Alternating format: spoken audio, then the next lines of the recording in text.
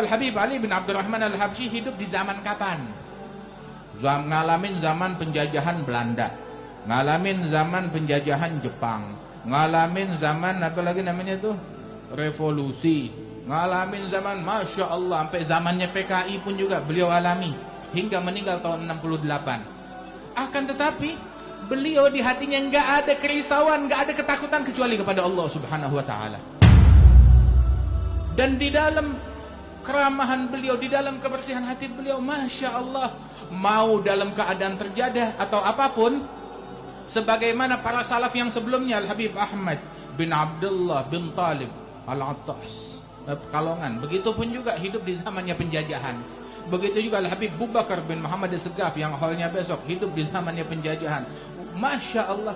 Tapi mereka, sebagaimana dikatakan oleh Syekh Habib Bakar bin Salim, nahnul muluk hakikatan la ghairana wallah la malikas siwana yujadu. Kami ini adalah raja-raja pada hakikatnya. Nggak ada raja melainkan kami, orang-orang yang diwakilkan kerajaannya oleh Allah Subhanahu Wa Taala. Punya apaan mereka? Itu waktu itu pernah di suatu masa, antum ta'rifun Al-Habib Abdul Qadir bin Ahmad As-Segaf pernah berdiri di majelis ini. Al-Habib Abdul Qadir bin Ahmad As-Segaf itu ayah beliau Al-Habib Ahmad bin Abdurrahman. Itu pernah waktu itu ada sedikit kesalahpahaman antara beliau dengan Sultan di Sewun. Hingga akhirnya dia datangi Sultan di Sewun tersebut, ditegur. Sultan ini sebenarnya muhibbin, cinta.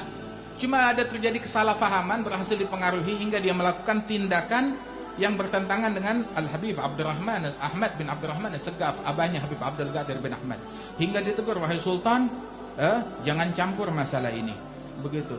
Dan tolong, asal kamu tahu aja, naz'ak min mulkak ashal indi min naz'il kufiyati. Saya melengsarkan kamu dari kursi kesultananmu lebih mudah daripada saya buka kofiah saya ini. Wallah. Ada beberapa salatin, raja-raja, kesian sebagian orang menganggap waktu dia ditumpahkan, dipegangkan amanat kerajaan oleh Allah Subhanahu Wa Taala, dia nggak sadar kalau itu pinjaman dari Allah Ta'ala. Allahul Malik, Malikal Mulk, raja dari semua kerajaan.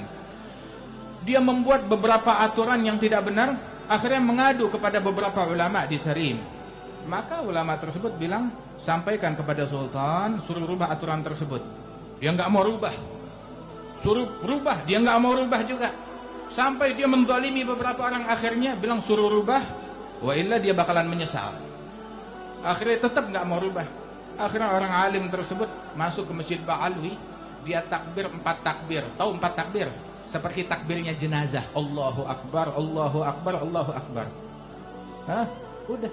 Dalam 1 minggu 7 jenazah dikeluarkan dari rumahnya Sultan. Masya Allah. Udah begitu baru dia taubat, rubah aturannya. Wahakadha, bersihkan hati kita. Jangan dengki sama orang, jangan benci sama orang, jangan prasangka buruk sama orang. Wallah. Apa sih yang nipu kita hingga kita jadi mau dengki sama orang lain? Apa yang menipu? Siapa yang menipu kita hingga kita membenci kepada sesama muslim?